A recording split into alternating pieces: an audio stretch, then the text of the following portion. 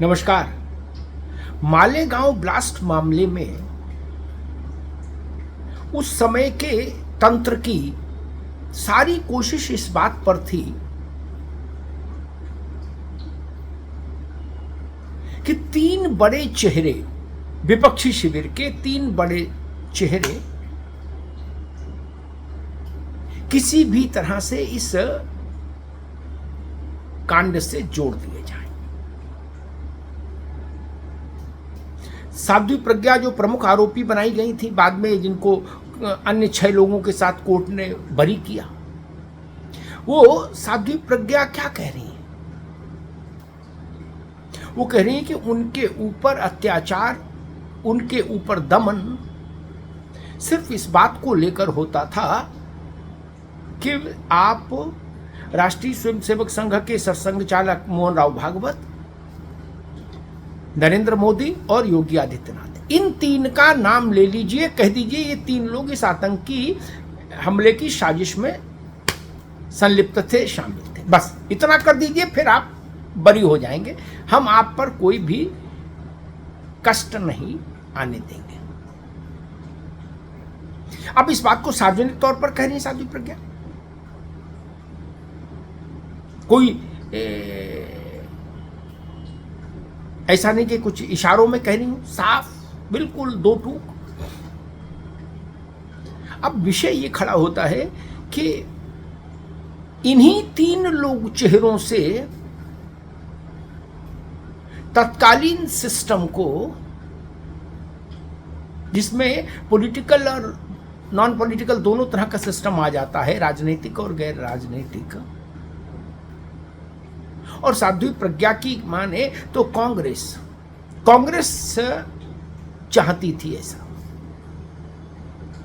तो प्रश्न खड़ा होता है कि कांग्रेस को इन्हीं तीन चेहरों से डर लगता है शायद। ये बात तो फिर स्थापित हो गई।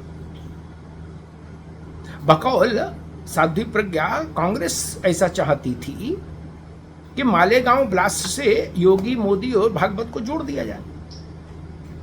तो इसका अर्थ ये हुआ कि कांग्रेस को सबसे ज्यादा भय इन्हीं तीन चेहरों से लगता है, योगी, मोदी और मोहन राव भागवत। ये तो तय हो गया। क्या कांग्रेस को ऐसा लगता है कि ये तीन चेहरे भारतीय जनता पार्टी और राष्ट्रीय स्वयंसेवक संघ और उसके विचार परिवार के सबसे मूल्यवान चेहरे हैं? स्वाभाविक है, ऐसे ही लगता है। तभी इनको बिना आधार के, बिना प्रमाण के, बिना सबूत के इन मालेगांव ब्लास्ट में किसी भी तरह से आरोपी बनाने की कोशिश की गई, साजिश की गई। बाकी हजारों नेता हैं, संघ में भी हजारों कार्यकर्ता हैं। भाजपा के पास तो पूरा एक व्यवस्थित संगठन है। साध्वी प्रज्ञा के मुताबिक औरों पर जोर नहीं था, जोर केवल योगी, मोदी और भागवत पर था। ये बड़ी बात है, इसको समझना है। कांग्रेस चाहती होगी कि इन तीन को, और जिसमें विशेष तौर पर राजनीतिक क्षेत्र में बात करें तो योगी और मोदी को, इस आपराधिक घटना में संलिप्त बताकर, जताकर इनके राजनीतिक करियर पर विराम लगाने का एक अवसर मिल जाएगा। हालांकि जो भी लोग अगर ऐसा सोच रहे होंगे तो वो भी भूल कर रहे होंगे। ये अवसर तो साध्वी प्रज्ञा के उसमें भी नहीं मिला।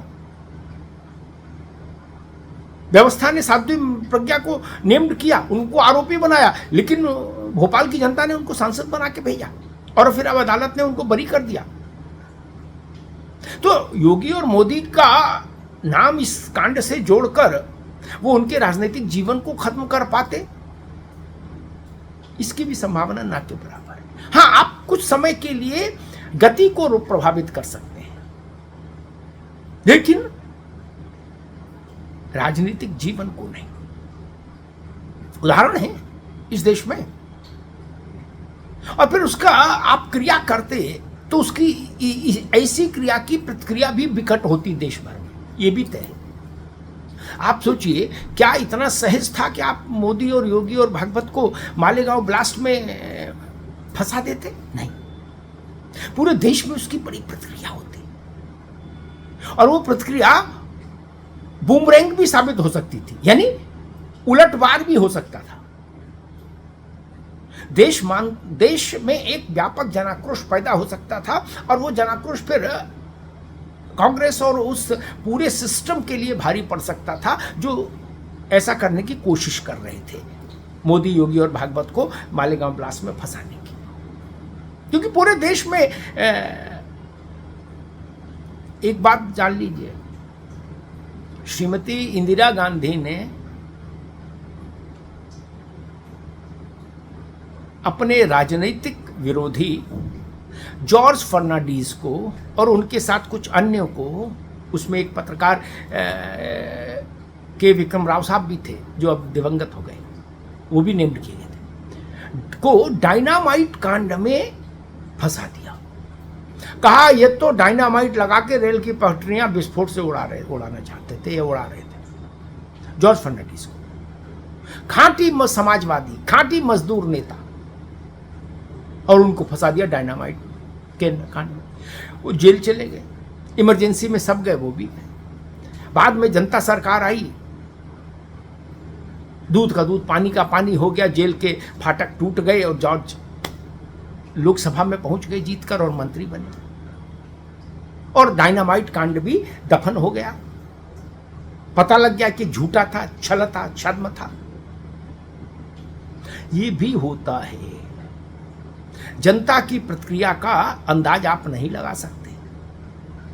इंदिरा गांधी ने सोचा कि डायनामाइट कांड में फंसाकर जॉर्ज का राजनीतिक जीवन समाप्त कर देंगे, और यही उनसे गलती हो गई। जॉर्ज डायनामाइट कांड में फंसे तो जॉर्ज का कद राजनीति के आकाश में बहुत ऊंचा हो गया। वो दौर था जब जॉर्ज पूरे देश में युवाओं के आइकॉन बन गए थे। हथकड़ी और बेड़ियां पहने हुए जेल के शिक्षकों के भीतर की जॉर्ज की फोटो पूरे भारत में कैलेंडर बन के टांगी गई और पोस्टर बन के चिपकाई गई। ये उस वक्त इंदिरा गांधी को एहसास हुआ कि गलती हो गई। जॉर्ज को सामान्य कैदी, राजनीतिक विरोधी के तौर पर ही ट्रीट करते तो शायद ठीक रहता।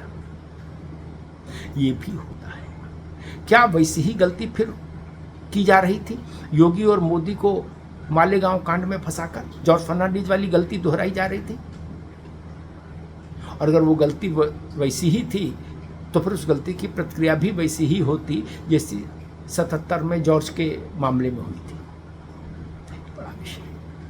इतिहास अपने को दोहराता है, ये ध्यान रखिएगा। धन्यवाद। अरे श्रीमती जी, कुछ तो सस्ता लो, बचत करो। नहीं श्रीमान जी, सब बढ़िया लो, रहने दीजिए। इसमें क्या खास बात है? थोड़े में ज्यादा स्वाद, यही तो है इसकी खास बात। वाओ मम्मा, क्या स्वाद है। अरे मेरे राजा, राजा और प्योर मसाला।